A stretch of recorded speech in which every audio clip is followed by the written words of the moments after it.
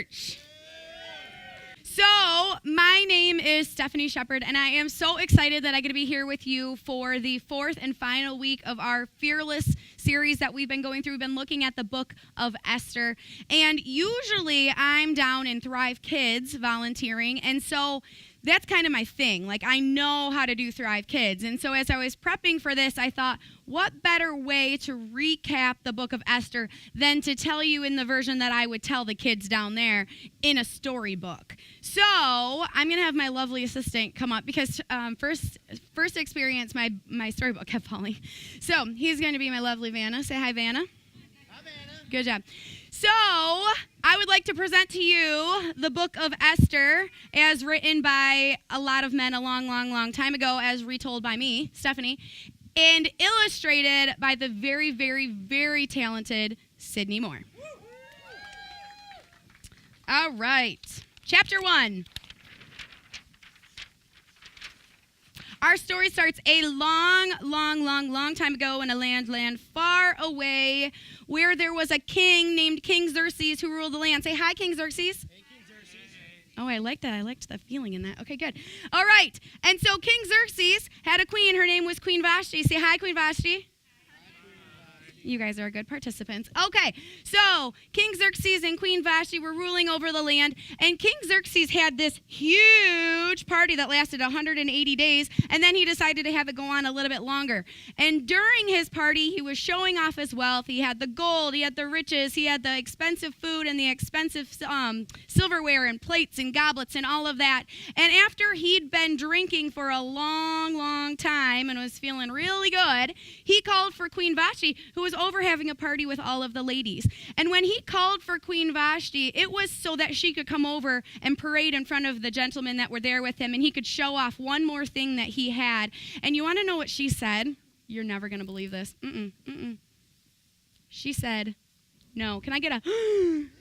Okay, so this was completely unheard of for a woman to say no to a man, especially for the queen to say no to the king. And so all of King Xerxes' men really sat down and instructed him, and they said, you know what, if the women in the kingdom hear that they're allowed to say no to the men, all you know what's going to break loose. And we cannot let that happen. And so you know what they did?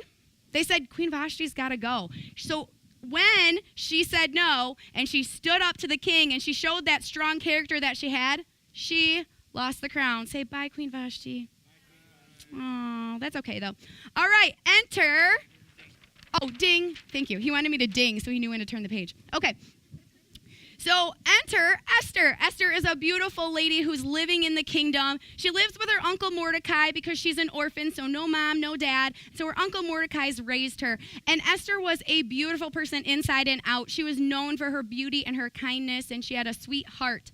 So the king needs a new queen, and so they send for all of the ladies, send for all of the ladies that are available to head to the palace. And they send them through beauty treatments and classes and all of these things to prep them so that the king can then pick a queen. And so very early on, it becomes very clear that Esther is favored. And so they do extra things to get her ready, because shortly after that, she is selected as queen. Look, I got creative. I put some little jewels. Thank you. Okay, so Esther is crowned queen. Say hi, Queen Esther. Good job. Okay, so Queen Esther is here. She is now in the palace with the king, but her uncle Mordecai is a little bit worried about her. And so rather than just sending her off, he decides that he is going to come to the palace every day and stay by the gate. And if she needs him, he will be right there. So let me just... Doesn't it look just like Sydney's drawings? I'm going to put an M there so you know that's Mordecai. So Mordecai comes, and he's right by Esther just in case she needs him. Ding. Beautiful. All right.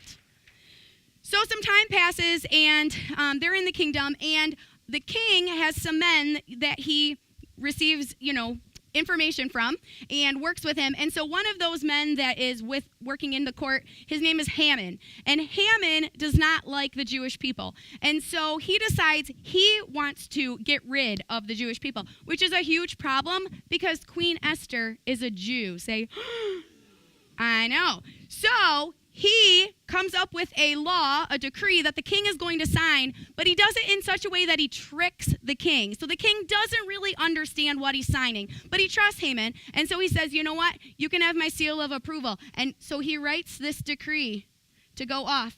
And so they send it off, and what it's going to be doing is killing the Jews. Okay? So, ding. Okay. Perfect. So when this decree heads out into the kingdom and everyone starts hearing about it, Mordecai is horribly upset, and he goes to the palace gates and he calls for Esther, and he says, Esther, you have got to do something about this. You are in a position that you can talk to the king. And Esther's worried because the king hasn't called on her in 30 days. And so she doesn't know if the king even still likes her. The king might have already gone off and tried to pick a new queen, and, who knows what's happening, but she hasn't been called to the king. And in that time, if you're not called to the king, you don't go to the king. And if you do anyway, you have the chance that you're going to be killed. So she tells her uncle Mordecai, I can't do that. I can't just go to the king. And her uncle Mordecai in chapter 4 says, who knows but that you have come to your royal position for such a time as this. So he completely empowers her and says, God put you in this place at this time so that you can try and save the Jewish people, okay? So he empowers Queen Esther and says, you have got to do this. You have got to go and tell him this is wrong, and you need to save our people. So the queen musters up some courage and heads in to see the king. And the king extends his scepter, which means she can come forward, which is a good sign, because otherwise, So she goes in to see him, and not only is he allow her in, but he says, you know what, Queen Esther, I will give you anything, even up to half the kingdom. So look at it, he still likes her. Isn't that so sweet? They're just so sweet.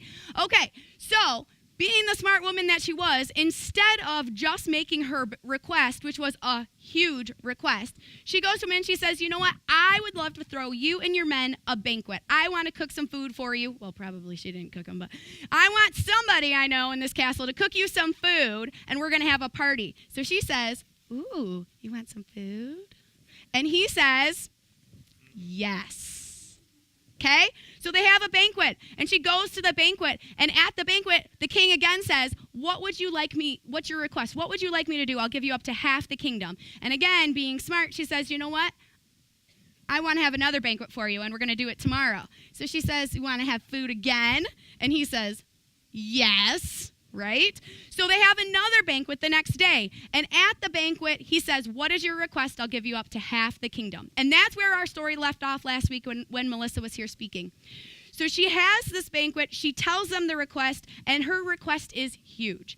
And it completely confuses the king, because what she says is, I want you to spare my life. And the king says, I don't understand. Of course I'll spare your life. What do you mean? And she explains to him about how he just signed a decree that's going to kill all of the Jewish people in the land, which includes her. So the king is outraged that Haman, his man, had tricked him. And so rather than the Jewish people being killed, the king orders for Haman to be killed. Say bye, Haman. Poor decisions. So Haman goes away along with all of his family. All of his family is killed.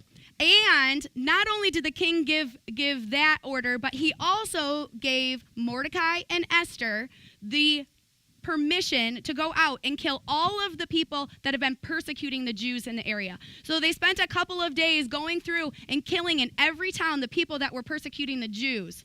There was that one. Tens of thousands of people. Okay? So after that, the Jews are not as persecuted in the area, and the king decides he wants to do something for Mordecai, because Mordecai was the one that encouraged and empowered Queen Esther to talk to the king and to save the Jewish people. So they give Mordecai all of the riches that belonged to Haman and gives him a crown and makes him second in command and raises him up because he was the one that encouraged Esther to speak up. I just really wanted to make it very decorative. There we go. Perfect. So Mordecai is now second in command to the king, and everybody is happy, and the end. Thank you. Thank you. Thank you. Okay, so thank you. You're good. Thank you. Ding, ding, ding, ding, ding, ding. Perfect. That was the end. So what would a good story be without the moral, right? So what is the moral of the story? What do we learn throughout the book of Esther? You know, it seems like what Mordecai and Esther did in some ways might be kind of small, right? All he had to do was talk. Mordecai encouraged and empowered Esther. Esther then had to go talk to the king. But what they did was monumental, because what we find out is that your voice matters, empowers, and impacts. And when you choose to speak up for the good of others, your voice lasts, okay? So when Mordecai empowered Esther, he then was helping the legacy of the Jewish people to continue. If he had not empowered and encouraged Esther to do that, the Jewish people would have been terminated. They would have been gone. All of the people in the places that they were, Esther would be gone, the queen would no longer be there, all of these people would be gone. And so he helped extend that legacy. And Esther was brave enough to speak up to the king in order to help protect them as well. And so one of the biggest things that we find out is that the words you speak help build your legacy. And it's not always just your legacy, but it's God's legacy, right? So I always love to share kind of my parenting struggles when I'm up here, because let's be serious, we all have parenting struggles. And, right? Tell me right. Please tell me right. Okay. All right. So, and if you're not a parent, someday you may be, but, you know, these are all translatable to, you know, if you're a friend or a coworker. But so in my family, we've got 3 kids. We've got Elijah, who's 8, and Liam, who is 6, and Kenzie, who is 3. And I've been really struggling with the phases of life that we're going through, okay? So all of us have those times where you just want to, like, pull your hair out one slow piece at a time. And I've kind of been there lately. Elijah has been, we've been dealing with greed a lot. You know, the minute he gets something, he hasn't even finished enjoying it. Like, if we take him out for ice cream, he hasn't even finished licking the ice cream cone. And he's like, so what are you getting me later? What am I having next? Is it going to be bigger? Is it going to be better? What are you doing? How are you feeding me again? What presents are you giving me, right? And so that can be so frustrating as a parent. And then Liam, he spends most of his time whining and crying because somebody is picking on him, because he is the middle child, and it is a classic middle child situation. So little sister picks on him and big sister picks on him, and he just can't let anything roll off. Every single thing that happens causes him to cry, okay? And then Kenzie, who's 3 and talks like nonstop in paragraphs. She gets that from her dad. Just kidding. She gets it from me. So she is got the attitude of like a 16-year-old Hollywood movie star. You know, she's got the hip and the mouth and the, you know, when I do something she doesn't like, she says, I'm going to tell my daddy, you know, and off she goes to David to tell dad. So I've been really struggling with how do I deal with that as a parent. And we were talking in our small group about goals that we want to be setting for 2019. And I was completely at a loss of what my goals should be. And then I was working on this message and I was thinking through. And, you know, as a parent, a lot of times we want to make sure our kids have the best things, the biggest things, you know, everything that they need in this world to be successful. And I stopped and realized that it's not the stuff that I want them to remember and take with them in life. It's the things that I want to teach them to be successful, to be whole, well-rounded, good followers of God. And I found this quote that is just absolutely mind-blowing. It says, legacy is not leaving something for people. It's leaving something in people. So my goal for 2019 is to take those things that my kids are dealing with, going through, and kind of flip them so that I can help them to be successful and build their legacy. So with Elijah and the greediness, you know, we have found that when we give him the opportunity to be selfless, he completely forgets to be selfish. So at Christmas time, we, you know, when they're like, gimme, gimme, gimme, gimme, gimme, we gave him a budget and said, you know what? You got to pick out presents for your brother and sister. And it was so amazing to watch him walk past all of the things that he's been putting on his Christmas list and be completely focused on getting the best thing for the people that he loves. He gets completely focused on it's got to be great and they're going to love it. And then every time his sister wears the little twirly dress that she wears, he gets this big old smile on his face because he's the one that picked it out and he's the one that got it. Right? So if I can teach him to focus on being selfless instead of selfish, then I'm building that legacy in him. Liam, our goal is to teach him to let the little things go. Because guess what?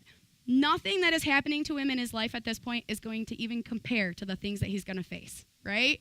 These are the smallest challenges, and although they feel huge to him right now, he is going to face big challenges in this world. We all do. And so if we can teach him to let the little things go and just roll off your back, I'm going to help build the legacy of what I want him to be like as a man. Kenzie, we're working on just overall respect. Respect. Because I tell you what, there is nothing more beautiful than hearing a 3-year-old say please and thank you. Even if it's not sincere, it still is good.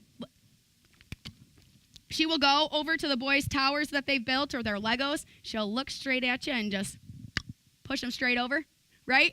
But at least if she says, I'm sorry afterwards, we're at least moving in the right direction, right? And I'm helping build that legacy of the things I want them to know, right? So if I'm building into them and I'm teaching them and helping them grow, I'm helping build a legacy. And not a legacy just for myself and my family, but the legacy of God.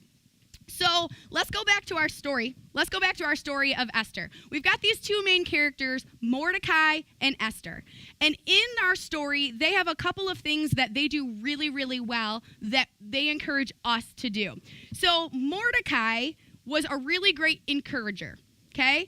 He did all of this encouraging for Esther. You know, he was there for her. He supported her. He said, you can do this. He cared for her. He loved her. And as I was thinking about this week of people that have done that for me, a lot of names came to mind. And as I was prepping my message, I got texts and Facebook messages and cards in the mail that said, you know what? We're thinking about you. We're praying for you. We know you're going to do well. We're so glad that we're part of your life. How easy is that to send a text? How easy is that to send a card? It just takes 30 seconds. But the amount of encouragement that I felt through that absolutely helped build the legacy, right? Empowering is another thing that Mordecai did. You know, he told Queen Esther, you are in this place because God put you in this place. And this is why you are going to do great things. And I have to tell you that Liam, the 6-year-old, he had such a sense of empowerment this week. So for those of you that don't know as much about Thrive Kids, you know, we encourage people here to serve one and attend one. And so that means that while we're serving and attending, our kids have to stay for 2 experiences. And so what they do is they have them go to class for one, and then they get to go to base camp for the second one. And at base camp, it's pretty much free play, which seems like a great thing, except for Liam. And Liam gets super overstimulated and overwhelmed and doesn't like it, and there's no order in the chaos. And so for probably 2 years, we've been trying to figure out how do we get Liam to be happy in Thrive Kids. And last week, he went to base camp, okay? That is like huge, huge, huge. Okay, so this week, we get a card in the mail, and it's addressed to Liam Shephard, and he opens it up, and he doesn't know how to read totally yet. So we read it to him, and you want to know what it said?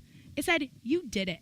You made a plan, and you got it done. You went to base camp, and we can't wait to see you next week. Love, Thrive Kids. Do you know how empowered my 6-year-old felt? You want what he said? I'm going to base camp again, you know? Like, he got empowered. He was recognized for the good work he did, and they said, you can do it again. And do you know how long it took Thrive Kids to write that card? 30 seconds, right? You can do that for someone in your life. You can do that. Or you can speak truth. Sometimes, as a friend, as a confidant, as a mentor, we have to speak truth to the people around us. Like when Sydney Moore said, Steph, you can't draw stick figures in front of the church. You have to let me draw the pictures. She spoke truth in my life, right? Okay, just kidding. She was so kind. She did giggle when I showed her my pictures. But anyways, so those are all ways that we can be Mordecai in the life of someone else. Or we can be like Queen Esther, who spoke up. God puts us in positions on purpose. He puts us in a place and gives us the opportunity to speak up. And for you, that might be speaking up to a coworker who's been bashing all the other coworkers at work. Or it could be speaking up to one of your kids who you starting to see something that you don't love in their character. And so you really want to work with them. Speaking up is something that you can do that will help build your legacy. Because the words that we speak build our legacy. And again, not just our legacy, but the legacy of God. So what I want you guys to do is, if you kept your green Connect card, which I hope you did, I want you to pull that out. And if you didn't grab a Connect card on the way in, that's okay. I want you to get out your phone, and I want you to go to the Notes app, your email, wherever it is that you jot down things to remember. So everybody pull that out right now. I see like no movement. Everybody gets something. or at least like wiggle your arm so it looks like you're doing oh, good job. I see a good crowd participation. Okay, all right. So I want you guys to start thinking about what you can do in this next week to translate this into your life, okay? So we've been learning the last 4 weeks in the book of Esther to speak truth, to encourage, to empower, and to speak up. Okay? So I want you on your Connect card to write down which one of those things that you're going to be working on. Are you going to speak truth to someone who really needs to hear that they're loved, or really needs to hear that maybe they're heading down the wrong path and they should come check out Thrive Church with you? Should you want to encourage someone? Tell them they're doing a great job. Throw them a text or an email. Do you want to empower someone and tell them, you're doing great and I know you can keep doing it. Keep it up. Speaking up, telling everybody the truth, encouraging those people around you. I want you to pick what you're going to do for the week, and I want you to pick someone. I want you to write down who you're going to do it for. Because trying to make this into something that you do constantly is really challenging, right? Constantly encouraging people, constantly empowering people, it's exhausting, and it's hard, especially if you've never done it. So I want you to pick one thing and one person, and you're going to write it on the Connect card, or you're going to write it in your notes, and there's going to be a quiz next week where you all tell me exactly what you did. I want date, timestamp, and a signed witness of who. I'm just joking. But I want you to think about this person and what you're going to do this week to support them, because when we do these things, it builds our legacy and it builds God's legacy. Okay? So while you're doing that, I want to recap something that Jason talked about a couple weeks ago. A couple weeks ago, we talked about Thrive's vision for 2019. You know, we're kicking off 2019. And what our church wants to be doing is moving away from being the hero and turning into hero makers. Okay? We want to be making heroes. And I think this ties in so well, because our goal is to not only build the legacy of Thrive Church in Central Michigan, but to build the legacy of God. And to do that, we have to encourage and empower and speak truth and speak up. We have to do all of these things, because when you make heroes, you become a hero. Okay? We want to build this legacy. So I want to finish with 3 John 1:4. It says, I could have no greater joy than to hear that my children are following the truth. Okay? Now, I don't want you to read this at face value, because I don't think that John was necessarily saying just his children, right? He was talking about all of the people he's taught, all of his followers. He says, I could have no greater joy than to hear that the people that I have worked with, that I have taught, that I have influenced, are following the truth. What greater way to make sure that people are loving God than to create this legacy and empower them and encourage them and build the legacy and build the legacy of God. Will you pray with me? God, thank you so much for this day. Thank you for this opportunity. Thank you for a Sunday. Even though it's cold, God, thank you for bringing us all here. Thank you for cars that start and theater that's warm. God, thank you for this opportunity to just be with you. God, and we pray that you bless us with this coming week. In all this we pray. Amen.